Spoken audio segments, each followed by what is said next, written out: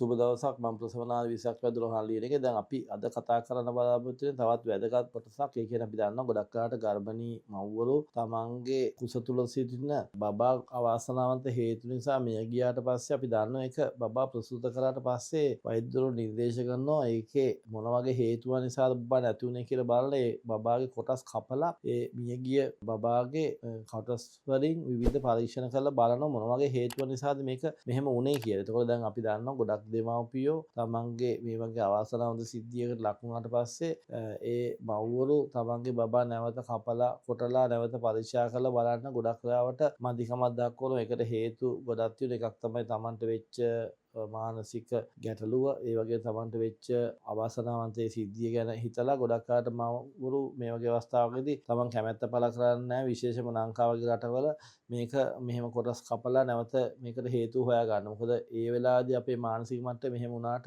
වෛද්‍යවරුන් තියෙන ගැටලුව තමයි නැවත ඊළඟ බබෙක් ප්‍රසූත කරන්න යනකොට තමන් කැමැත්ත පළ කරේ නැතොත් වෛද්‍යවරුන්ට බලෙන් ඒ වගේ දෙයක් ඒ වගේ පරීක්ෂණ සිදු කරන්න බෑ. එතකොට ගොඩක් වෙලාවට මේ මවට සහ පියාට ඒ දරුවා මියගිය දරුවා බාර දෙන එක තමයි නීත්‍යානුකූලව සිද්ධ වෙන්නේ. නමුත් තමන් ඇත්තට මේ වෙලාවේදී මේක හේතුව හොයාගන්න පුළුවන් වුණා නම් ඒ බබා නැති වෙන්න ඊළඟ ගර්භණී සමයේදී මේ වගේ තත්ත්වයක් අවාසනාවන්ත විරණමක් ඇති වෙයිද නැද්ද කියලා දැනගන්න වෛද්‍යවරුන්ට ඉතා පහසු වෙනවා. ඉතින් ගොඩක් අයට අපි දන්නවා ප්‍රායෝගිකව අපිට පේන්නේ තමයි වෛද්‍යවරු ඉල්ලීම් කරත් දෙමව්පියෝ එකට අකමැති වෙනවා මේ වගේ පරීක්ෂණ සිදු කරන්න. එතකොට ඒකේ තියෙන අවදානම තමයි නැවත ගර්භණී වුණාට පස්සේ අවුරුදු කීපයකට පස්සේ දෙමව්පියෝ නැවත අහන දේ තමයි මට අර වගේම දෙයක් සිද්ධ වෙන්නේ. ඒකට වෛද්‍යවරුන්ට ඇත්තටම හේතුවක් හොයාගන්න බැරිනොත් එහෙම ගොඩක් අය නැවත එහෙම වෙයිද නැද්ද කියලා නිශ්චිතව කියන්න බැරි වෙනවා. එතකොට ඇත්තටම මේ වගේ අවස්ථාවලදී අපි දන්නවා ගොඩක් අයට මානසික ලොකු ගැටලුවක් තමයි තමන්ගේ බබා නැති වුනහම. එතකොට ඒ වගේ අවස්ථාවකදී අර වෛද්‍යවරුන්ගේ ඒ නිර්දේශ වලට අනුකූලව